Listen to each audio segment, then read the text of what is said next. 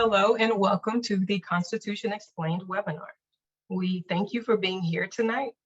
We will hear from the creators of this newly released engaging series that provides students with an understanding of the Constitution explained in a way that connects to their lives. Tonight's conversation will provide you with strategies to teach using the 35 short animated videos. I hope you are as excited as I am. I am Shalina Warren, a National Board Certified Social Studies teacher and coach at the Paul Laurence Dunbar High School in Washington, D.C., where I teach constitutional law. I am also a doctoral candidate at Johns Hopkins University with my dissertation focused on civic empowerment, and most recently, I won the American Civic Education Teacher Award. I will serve as tonight's moderator. Now, I have the privilege of introducing our three panelists.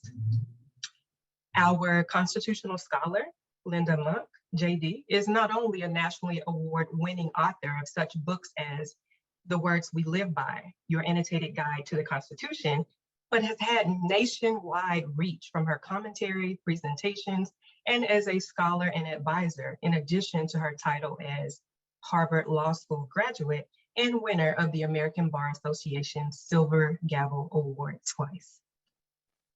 Representing iCivics, one of the two organizations who collaborated to bring this series to you, is their Senior Director of Partnerships and Constitutional Scholar in Residence, Julie Silverbrook. While at William and Mary Law School, where she earned her JD, she received numerous awards, including the National Association of Women Lawyers Award. Her experience includes serving as Executive Director of the Constitutional Sources Project and writing and lecturing on the U.S. Constitution and the importance of civic education. Lastly, but not least, I present the president of the Center for Civic Education, the other organization that collaborated to make this event possible, Christopher R. Riano, who previously served as the former assistant counsel to the governor of New York for Education, Arts, and Constitutional Law. He now leads the nation's largest constitutional law and civic education nonprofit, while serving as a Columbia University lecturer in constitutional law and government, teaching various constitution and government courses, co-authoring a book on the marriage equality movement, and winner of an ABA Silver Gavel Award.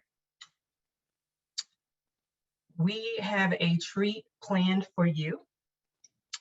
One of the 35 videos will be previewed tonight. Each video is assignable on the iCivics teacher platform, and it ends with a call to action to help students connect the past and the current times. So without further ado, I present to you the We the People video. All right, everyone, just 1 second while I call the video up, and we'll go ahead and see this. You should be seeing my screen now. This is the iCivics page. So just to let you know, there are two places where you can find the videos. First of all, on the iCivics page here, and also on the Center for Civic Education's page here. They're the same videos, just on two different websites, so everybody can access them. And let me go ahead and find the first video, which is called We the People, and play it for you so that you can hear it and watch and enjoy. All right, here you go. Can you hear that?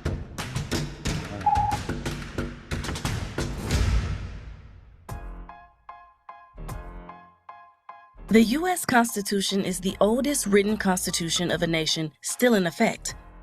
It's been running our government since 1789.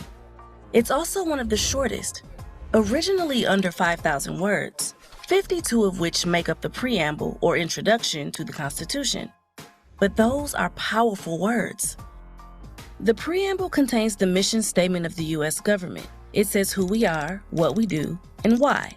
The first three words, we the people, are the most important and written in the largest script. But who are we the people? When the framers wrote those words, voting in most states was limited to white men with property like them. Thus, the original Constitution did not consider landless men, women, indigenous people, or the enslaved as equals to the elite. Since then, much has been done to right those wrongs. Through political change and a series of constitutional amendments, the term "we the people" now applies to more Americans than ever before. So what are we the people doing? We are taking our power and giving it to the Constitution. Not the king, not Congress, not the president or the courts, the Constitution. This idea is called popular sovereignty. The government's power comes from the people themselves. So why are we the people creating the Constitution? The first answer is to form a more perfect union. We are saying up front that we have made mistakes and our job is to keep making the American nation better. Other phrases in the preamble set out all of the jobs we want the government to do. Establish justice, ensure domestic tranquility, provide for the common defense, promote the general welfare, and secure the blessings of liberty for ourselves and future generations. The preamble is written in the present tense. That means we, the people, today, are still choosing to give our power to the Constitution. It's our oath of citizenship. It means that we continue to strive to create a more perfect union every day. So what can you do to create a more perfect union?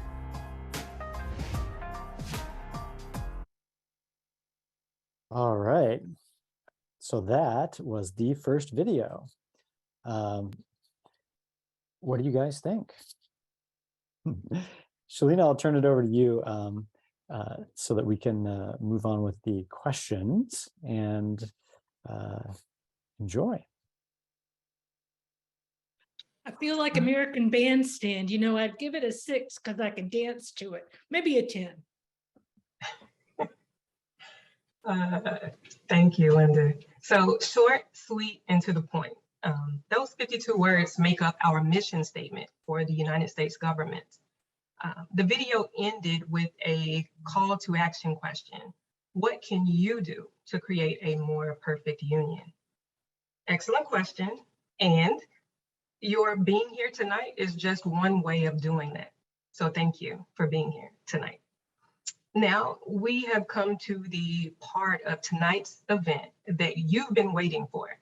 Our 3 panelists will discuss why they created the series, its content, and suggestions for teaching during Constitution Week. If there are any questions, I ask any members of the audience to put them in the Q&A section. And we can get started. Okay, so panelists, my first question. Why did this group feel a short form video series about the Constitution was needed for learners across the learning spectrum?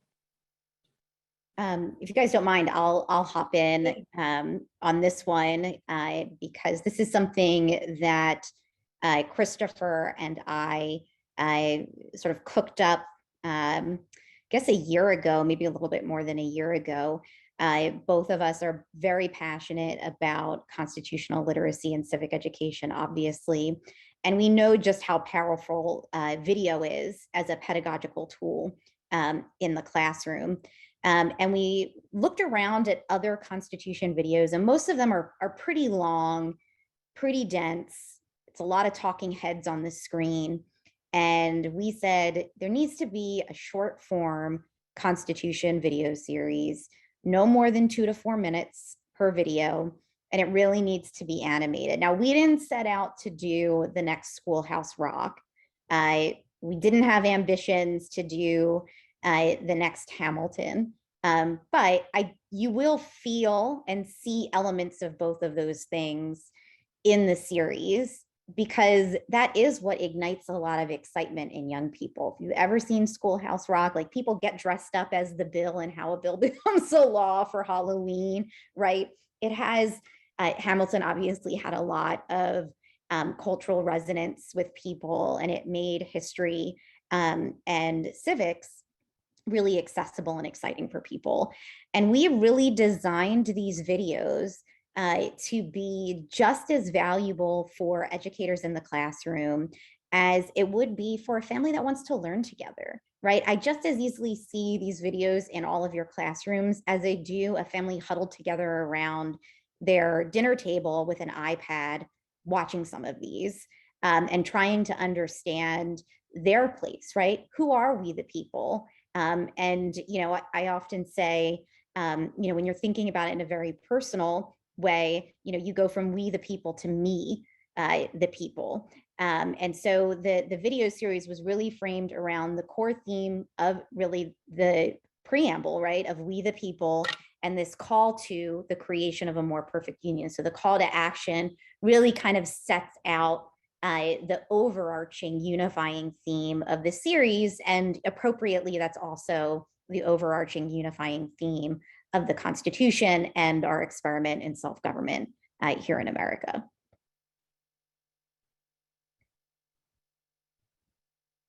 So I'd add, this is Linda. I'd add that it's also we the whole people, as Frederick Douglass said. And well, take that back. Frederick Douglass didn't say it. Susan B. Anthony said it, but Frederick Douglass said something a lot like it. And so you'll see throughout the videos, America today, not just America then. And that was definitely something in influence that we picked up from Hamilton and wanted to carry out. I think that's so well put, Linda. And, you know, I think kind of one of the things that comes right to mind, you know, and Shalina, you said this so perfectly, right? I think all three of us are very deeply dedicated to ensuring that a civic and constitutional education is available for as many people as possible. And that's why you can see the videos designed as a great classroom resource. And then also something like Julie said that can be used with a family, right? Sitting around wanting to learn more. I think one of the things that I'm really proud of that's already been brought up is that what this does is it gives 35 short form, easy, nonpartisan tools that people can use, and then asks questions about how we do engage. Because as much as Linda, myself, and Julie, you know, have spent lots of time in constitutional law land, the Constitution is our pact, right, as this American experiment. And it's really important to all of us that as many people have access to this and this important critical knowledge as possible. And I think one of the things that I'm really proud of with the series is that the more you watch them, the more, at least for me, I've heard from others, and I know for myself, I just keep coming back and saying, this is good. This is really, really good. This is something people can use, that people can be really proud of. And I know I'm exceedingly proud of the fact that we got to be a part of this to help build the field to make sure that a civic ed is available for all. Yeah, my litmus test is that my husband's eyes didn't glaze over when looking at these, and he actually was interested in them. So that for me, I knew that we had really created something special at that point. Excellent responses. Thank you so much. So to piggyback off of what Christopher said, the second question is, why is civic education and constitutional literacy so important? Linda, I know you were going to, we want Linda to read a quote that means a lot to all of us, and that's really going to frame actually most of the answers to the rest of the questions, but this one in particular. Well, I appreciate that. Technical difficulty on my end. I'm not seeing the screen light up when I speak, so I don't know if I'm showing. It's working. Great. Thank you. Julie and I and Christopher, I think, have all encountered, and any civic educator has encountered a very special quote by Judge Learned Hand given in 1944 at I Am an American Day. It's been paraphrased as his Spirit of Liberty speech. I first encountered it when I was at Harvard Law School in the spring of 1983, really looking for a direction with my legal training and knowing I love constitutional law, but not feeling that the Article III courts were the best use. And so I read this quote, and it really was a eureka moment for me. It set the direction for my life. And what Judge Hand said He's talking about the spirit of liberty. He's speaking to a group of newly naturalized Americans during the, height of World War II, where Nazi Germany had a constitution. Many other countries had constitutions. And what he was saying was, let me read the quote. He said, "I often wonder whether we do not rest our hopes too much upon constitutions, upon laws, and upon courts. These are false hopes. Believe me, these are false hopes. Liberty lies in the hearts of men and women, and when it dies there, no constitution, no law, no court can save it." And so thinking about this series and the dire need for our citizens to be able to support the Constitution, defend its values, certainly now more than ever, I felt really dedicated and called to work on this project. It was a blessing. I love that quote, and Linda and Christopher and I talked about sort of the emotion behind it, but it really calls to me forward a quote that's even older, that George Washington said in his first inaugural address, and I use this quote all the time, and it's very similar. It says, "The preservation of the sacred fire of liberty and the destiny of the Republican model of government are justly considered as deeply, perhaps as finally staked on the experiment entrusted to the hands of the American people." Now, most of the people on this call or this webinar are participants, not the panelists, but panelists also know just how appallingly low the levels of civic knowledge are in this country. Not surprisingly, along with those trends, we've seen a global decline in faith in democracy.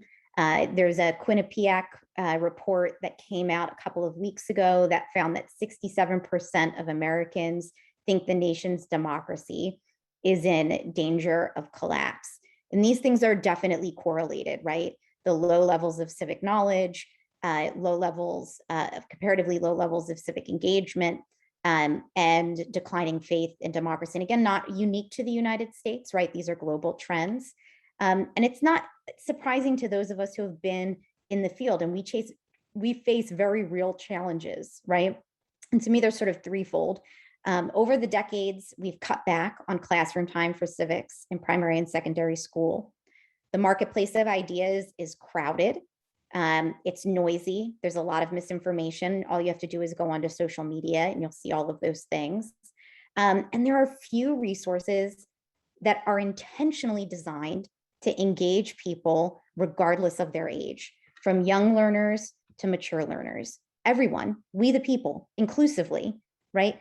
This resource was designed intentionally to be inclusive of young learners, more mature learners, everyone, right?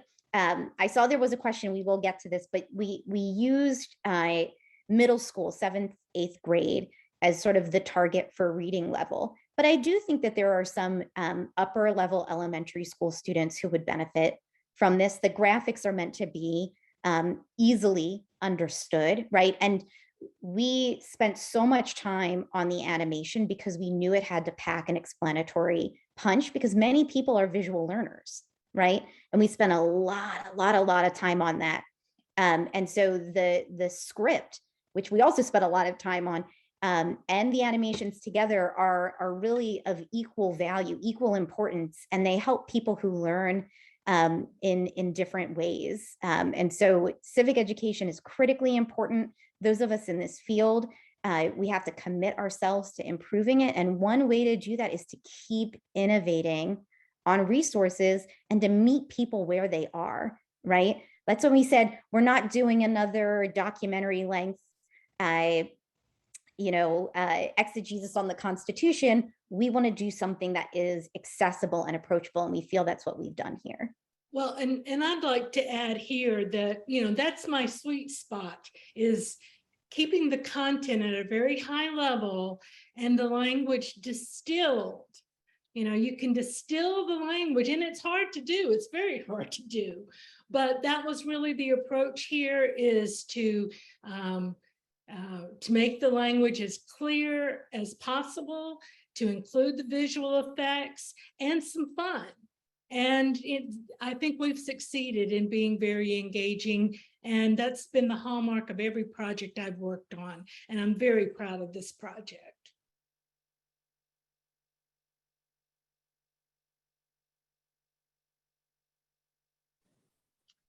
Awesome. Okay. Speaking of the project, Linda, and panelists, which of the videos is actually your favorite and why? Okay, you know, the standard response, they're all my children, I all love them equally. And we have to set aside the first one you just saw, We the People, because that one, bang out of the park, it did everything we wanted to do. And if you are limited in time, whatever your call in regard to this, please show the We the People video. That has it all packed into one. In terms of instructional pack, and also just key lessons. Remember, you know, I speak to constitutional audiences of all ages, and I've got judges who love my books and 8th graders, and I'm proud of all of them. What I thought is the key point, and I'll cite George Washington on this. He said it as well. He said the Constitution is not perfect, but we have an amendment process. So the Article 5 video, which sets out the amendment process, and we gave it the title, The Secret Sauce, because the amendment process is the secret sauce of how do you change the Constitution in a peaceful way. The Goldilocks rule of not too fast, not too slow, but just right. And one of the things I'm most proud of is because I lobbied hard for the visual for the secret sauce to be sriracha sauce, because that's spicy, that's sweet, and it will definitely keep you going. So I was very proud of that video. I mean, Linda, that was such a great answer. I will say this, and I think that I think most people who know any work I've done would probably think that my favorite would be on the 14th Amendment, and the 14th Amendment videos are fantastic. But I would challenge everyone here, because we all are both educators and those who like to learn new things, to take a look at the videos of the pieces of the Constitution that not everyone is as familiar with. I would challenge people to take a look at the videos that talk about some of the pieces of the Constitution that we don't think about every day. Article 4, we don't think about that every day, but it's really important. And I would say this, one of the things that I find as I've looked through the series that's really, really grounding and impressive is it's easy to talk about the bigger topics. Not always easy to do a good job talking about some of the harder stuff. And yet that's really well done here.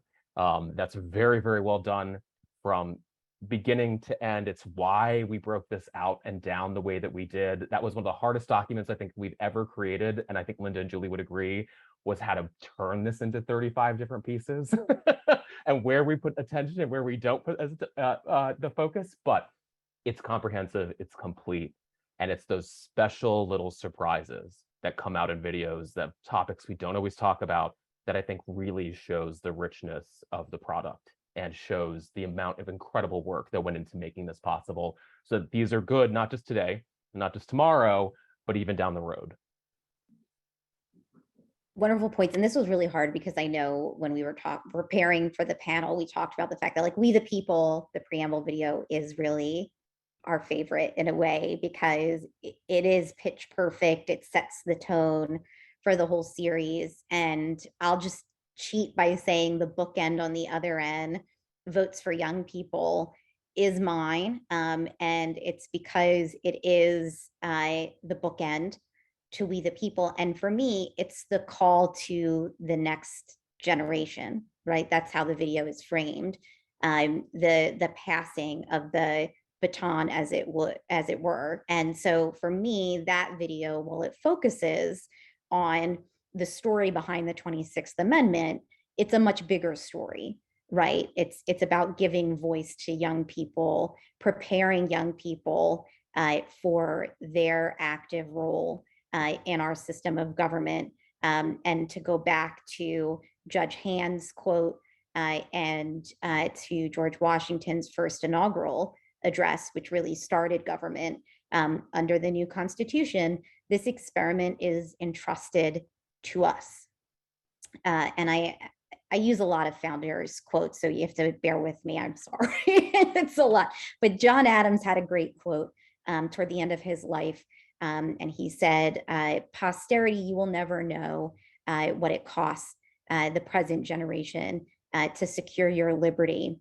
And he says he will repent in heaven, basically, if we do not secure that liberty for future generations. And the individuals who framed the Constitution were very cognizant of that. It's why the preamble is written the way that it was.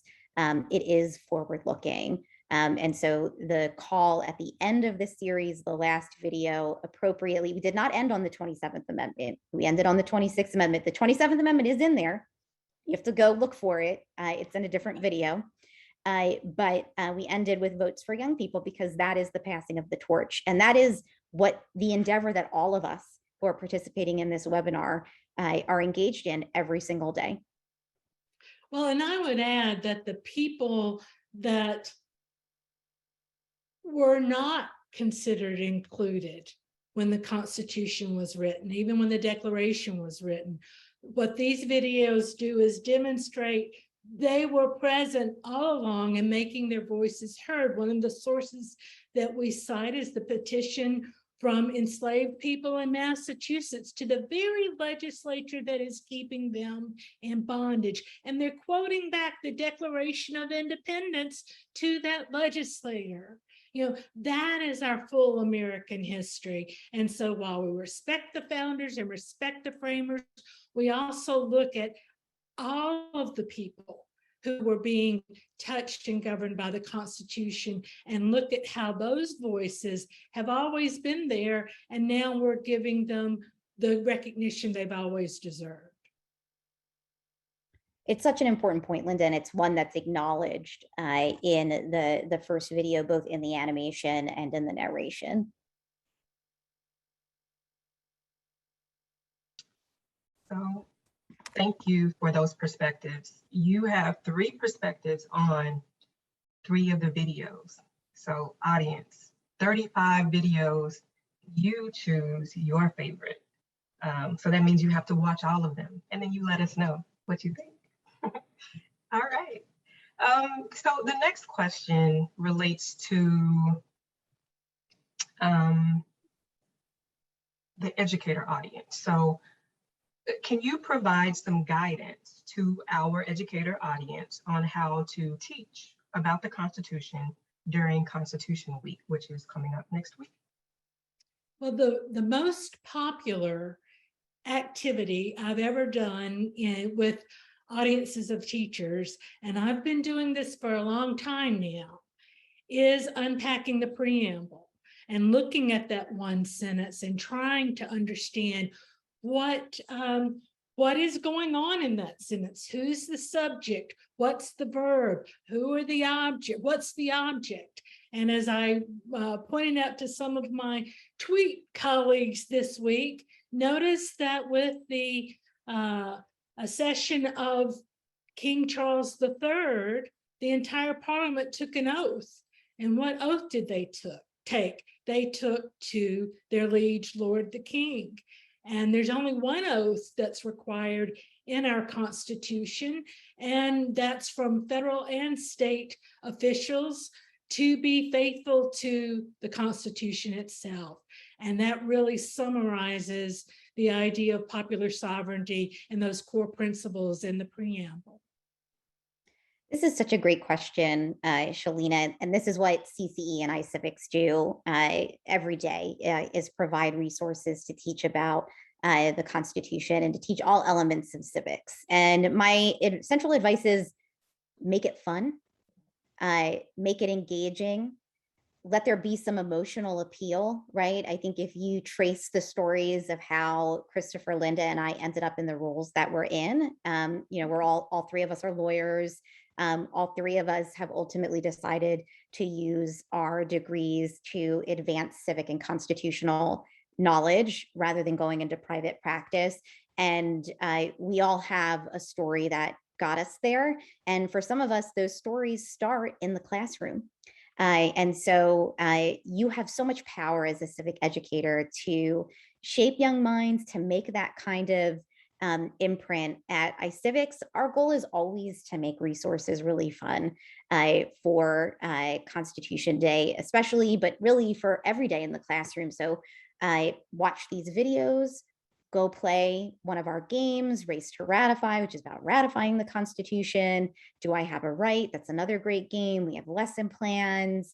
There's all sorts of resources, and it's not just CCE and iCivics. We're part of a group called the Civic Renewal Network, and they always have sort of a central page of Constitution Day resources that you can go and check out. Our sister organizations, the National Constitution Center, the Bill of Rights Institute, they all have amazing, engaging, and importantly, like they're designed to be fun resources for your young people. It is a holiday. We don't celebrate it like July 4th. It is my mission in life to get us to celebrate Constitution Day like July 4th, make it a big party. But you can do that in your classroom, right? And we supply the resources for you to do that. And now you have this great new resource with the videos, which are really fun and engaging. Yeah, and I think one of the things that Julie said that really hits the nail on the head, and it's in many ways, I'd say somewhat of the background of putting a project like this together, all of our sister organizations could all use and would have a incredibly greater impact when we find ways to work together. Because when you think about it, everybody who's here tonight has a similar goal, a similar desire to improve our ability to understand both our background, where we come from, how this constitutional experiment has existed for over 200 years, and then make things better through that knowledge. And the only way to do so is to get people excited and engaged. And this week is a great week that celebrates the work of iCivics and BRI and the center and all of our worlds. But also, the thing that makes a civic and constitutional education so exciting, and it's why these videos, I think, really will stand the test of time, is these are usable next week. They're usable when somebody forgets something about a piece of the Constitution. They're usable when we want to think about religious freedom, and you can go to that video and you can like really download and think through some of the really interesting parts of that. And that can be today, that can be this week, that can be next month. They're designed to do great work. And I think that's part of what makes this so exciting and so fun to finally be able to launch this after keeping this under our hats for quite a while. and being able to bring together, obviously, Julie and Linda and all the great resources that exist. iCivics, as I always say, I can never win the presidency. I've tried a million times. It's a great game. I just have to give it up. But I think in many ways, I just need to give up and just stick with the courts because I can usually win that one. But there are great resources that exist at our website as well, and just the as Julie said, at CRN and all of our sister organizations that are all celebrating this great holiday. I just have to say, because I know we want to open it up for Q&A, and we see you guys have sent a lot of questions in. One of the incredible things about this project is that we did it over the summer, and we launched it right before Constitution Day. And it's kind of perfect because the Constitutional Convention met over the summer. And it was really hard work, and it involved a lot of compromise. And we created a more perfect set of videos. And so it was just, it really tracked with the Constitutional Convention, and its launch right ahead of Constitution Day is just sort of perfect for the theme of the series, which was really, really fun. But we had a very busy summer creating 35 videos over the summer. Thank you all for your lively commentary. Great information shared. We will now get into the question and answer section from the audience. And we will start with the first question from Katie Boland. Was there anything left out? She says, I know with projects, there is unfortunately a limited time frame. So if you had a second series, yeah, we want another one. What are some topics that you would include?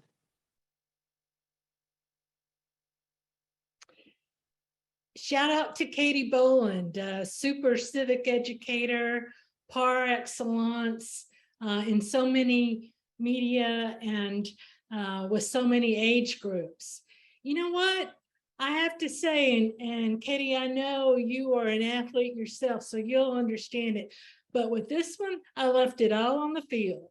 There is nothing that I would say was left out here. There's different approaches. Julie had mentioned about, Supreme Court cases, et cetera. You'll notice for those who are deep into Supreme Court cases, we only cited one. We talked about some Supreme Court doctrine, but ultimately this series is not just about the Supreme Court. Unfortunately, a lot of constitutional education can wind up being that way. And this is a story of we, the whole people, and it includes the history, includes doctrine, includes the principles, the constitutional principles, and the Supreme Court obviously has played a huge role in defining those. But it's not about the Supreme Court. And I like the idea that it includes the history, includes the structure of the Constitution itself as a primary source document, and puts it in the lap of we, the people today. And we put a lot of emphasis on young people. And of course, they're our future. But one of my thoughts that I didn't include as much when I talked about Article 5 is that we as citizens are becoming really lazy.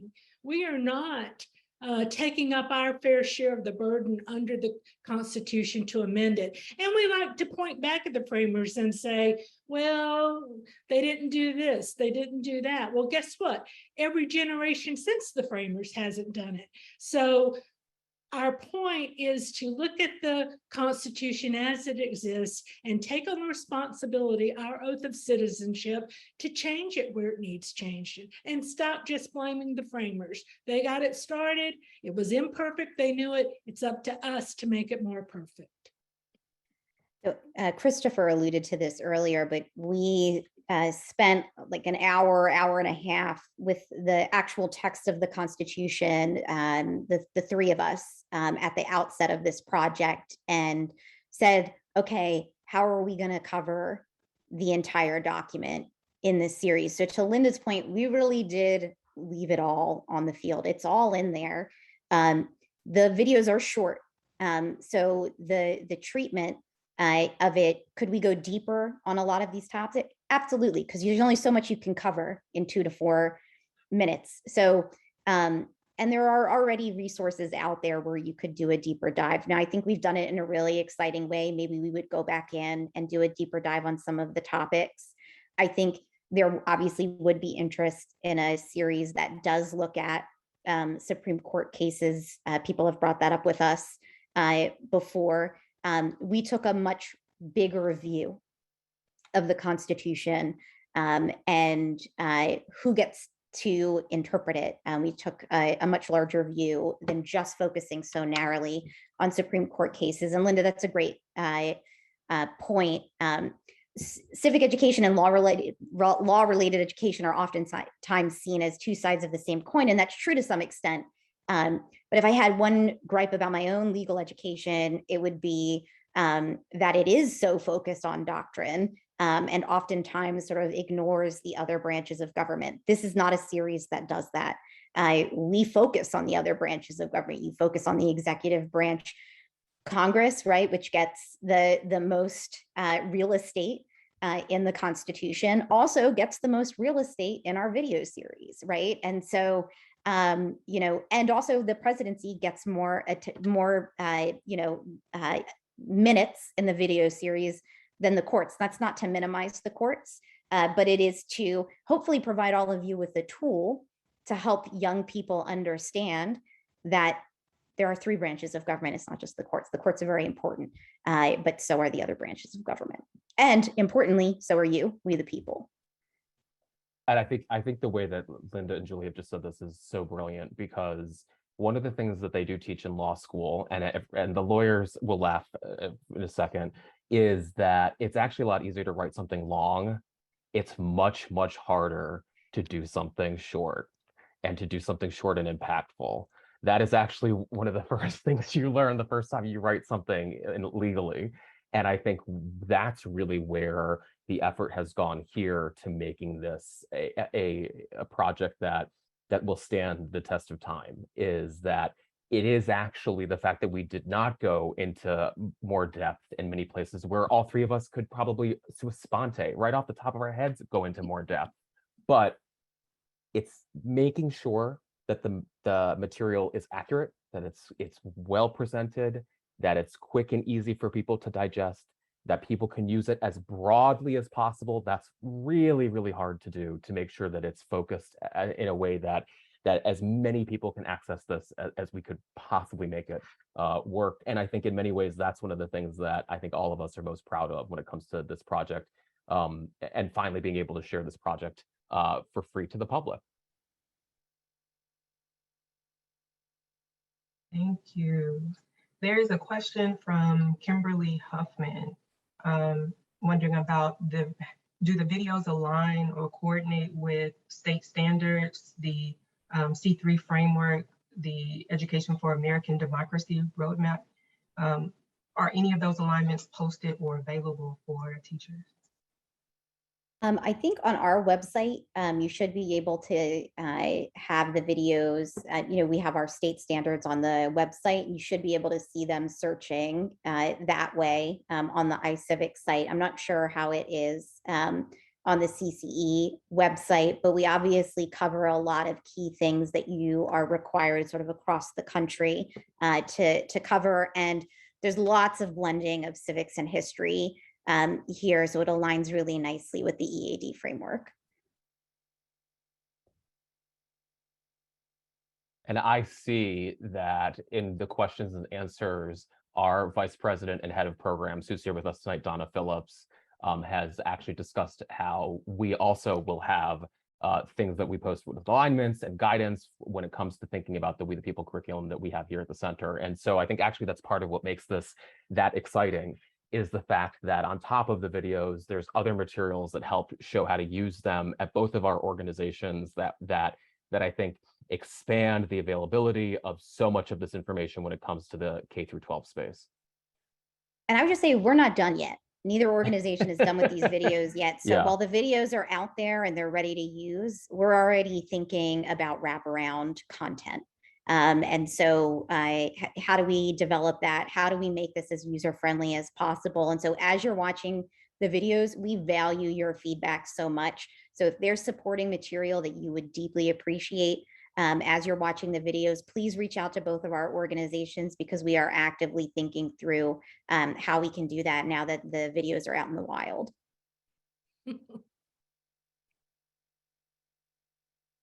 Linda Litland and Paul Solars mentioned something together, like should the videos be seen in order?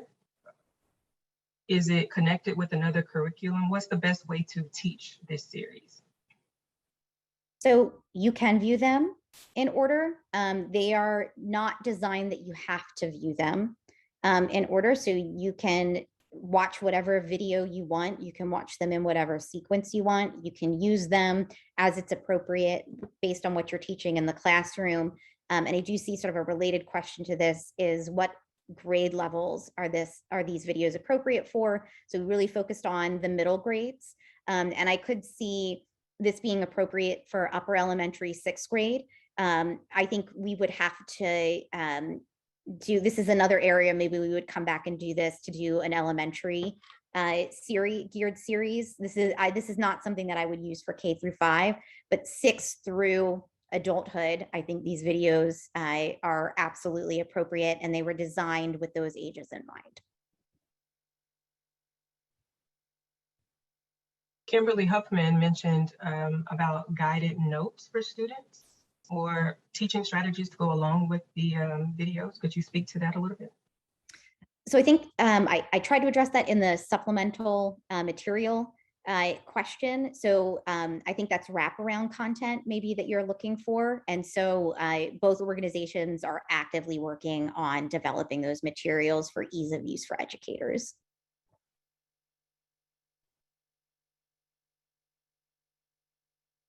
Wonderful. Alex Hansen, trying to wrap the head around the idea in the film, giving our power to the Constitution. Need some understanding for that. Could you assist? This is Linda. I'll jump in on that one. Again, you look at the preamble sentence, and that's exactly what it says.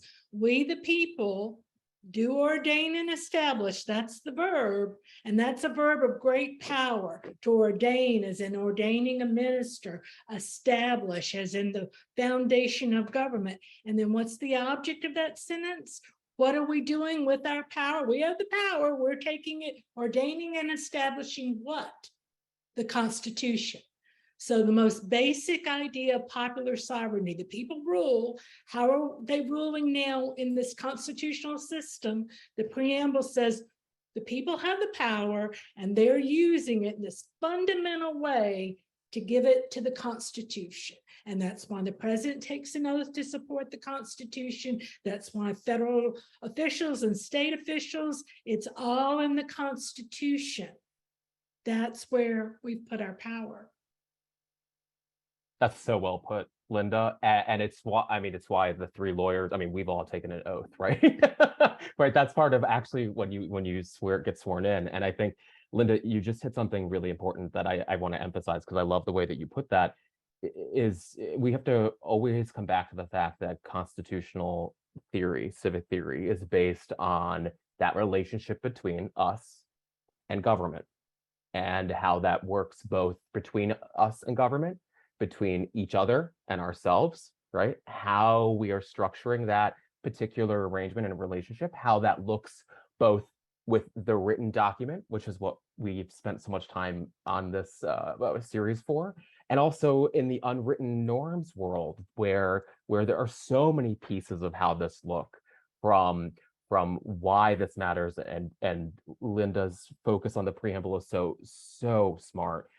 There's so much there that comes when we think about the social contract and how that's changed over time, but how important these words are to that social contract to define these relationships, and why these relationships matter, and why studying them helps us to better ourselves in the future.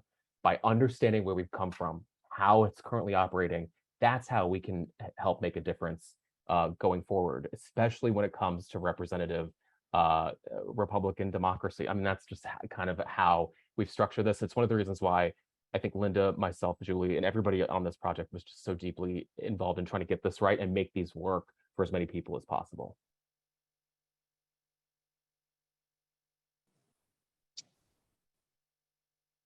Kendra Rochelle mentions the call to actions at the end of the videos and how they could make great class partner discussions. I know, Julie, you mentioned about the wraparound supplemental materials. Are there other possible activities that could be utilized? Is it mentioned in the supplemental activities?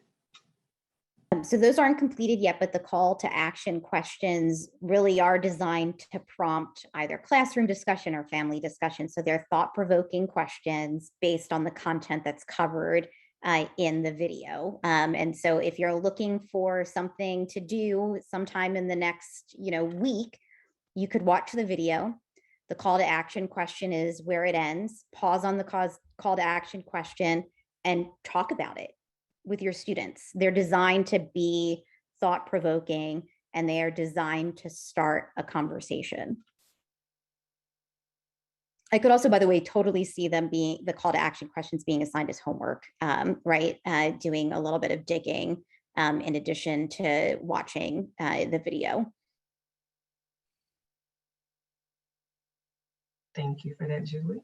And so I wanted to highlight another comment that was made to you all by Mr. Paul Solars. What you've created here is outstanding and really needed as a way to make this information more accessible to so many, i.e., younger folks, those who don't have a history background, etc. This seems to connect well with the education or educating for American democracy roadmap. He says, I hope that these are promoted together so teachers know what to teach and have great videos to go with the curriculum guidelines. And thanks for everyone's hard work. Thank you. And yes, this is something that our Educating for American Democracy team at iCivics and other EAD partners are interested in, and is, like I said, blends history and civics in a way that really complements that project. I would like to, first of all, thank the panelists, Linda, Julie, and Christopher, as well as Mark and Eileen from behind the scenes. Thank you to all of our guests watching, especially those who post the questions in the question and answer. Lastly, thank you to Kenneth C. Griffin for helping make this video series possible as well. Don't forget, Constitution Week is September 17th through the 23rd. You now have extra tools in your toolbox to use to facilitate conversation, activities in your classrooms, have a party for Constitution Week. And yeah. Thanks so much, everyone. Yes. I always like to say Constitution Day is one day, but you have all 364 days of the year to celebrate and perfect the Constitution, right? That's the call of the preamble. And so thank you so much for joining us. This really was a labor of love to create this video series. We hope you enjoy it, enjoy watching it, enjoy using it in your classroom and beyond. And we will provide a recording of tonight's webinar for anyone who has colleagues who are not able to join us this evening. They'll be able to watch it whenever they want on demand. Thanks so much, everyone. Have a wonderful Constitution Week. Thanks, everybody, for joining.